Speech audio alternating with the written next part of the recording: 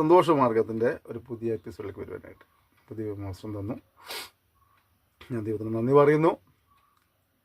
നമ്മൾ ചില കണ്ടിട്ട് പറയാറില്ലേ, അവനൊരു ശപിക്കപ്പെട്ടവനെന്ന് പറയാറില്ലേ, അല്ലെങ്കിൽ ആ കുടുംബം ശപിക്കപ്പെട്ടതാ, അല്ലെങ്കിൽ ഇങ്ങനെ പറയേ ഓൻ അനുഗ്രഹിക്കപ്പെട്ടവനാ, അല്ലെങ്കിൽ അവൻ്റെ കുടുംബം അനുഗ്രഹിക്കപ്പെട്ട, അങ്ങനെ നമ്മൾ പറയാറുണ്ട്. അപ്പോൾ ഈ ശാപത്തിനും അനുഗ്രഹത്തിനും പുറകിലൊരു കാരണമുണ്ടാവും. നമ്മൾ ദൈവത്തിനും പഠിക്കുമ്പോൾ കാണുന്നുണ്ട്, കാരണം കൂടാതെയുള്ള ശാപങ്ങൾ ഫലിക്കില്ലെന്ന് കാണുന്നുണ്ട്. വെറുതെ ഒരാൾ കുത്തിയിരുന്ന് പ്രാഗിയുണ്ടെന്ന് ആ ശാപം ഫലിക്കില്ല. പിന്നെന്താണ്?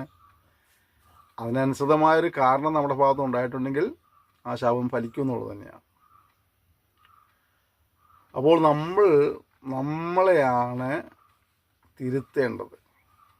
അല്ലെങ്കിൽ നമ്മളോട് ചോദിക്കണേ, എനിക്ക് ഭാവിയിൽ ശാപം വേണോ, ശപിക്കപ്പെടണോ, അനുഗ്രഹിക്കപ്പെടണോ? അനുഗ്രഹിക്കപ്പെടണം ഞാൻ എന്ത് ചെയ്യണം, അല്ലെങ്കിൽ ഞാൻ എങ്ങനെയാണ് ശാപഗ്രസ്തനാണെന്നത് അത് നമ്മൾ തിരിച്ചറിയണം. നിശ്ചയമായും ശപിക്കപ്പെട്ട അവസ്ഥയിലേക്ക് വലിച്ചെറിയപ്പെടുക എന്നുള്ളതല്ല നമ്മുടെ ഉത്തരവാദിത്തം.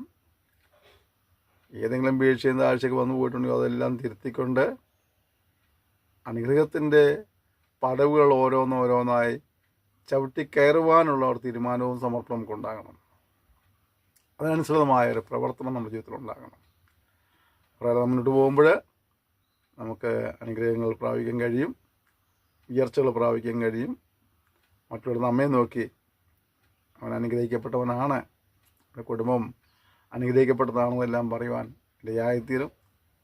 അതിനുള്ള ചുവടുവയ്പ്പുകൾ വയ്ക്കുവാനായിട്ട് നമുക്ക് നമ്മെ സമർപ്പിക്കാം.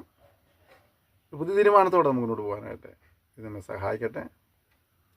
നിങ്ങളുടെ സഹകരണം, പ്രോത്സാഹനം ഞാൻ നന്ദി പറയുന്നു. Thank you. May God bless you.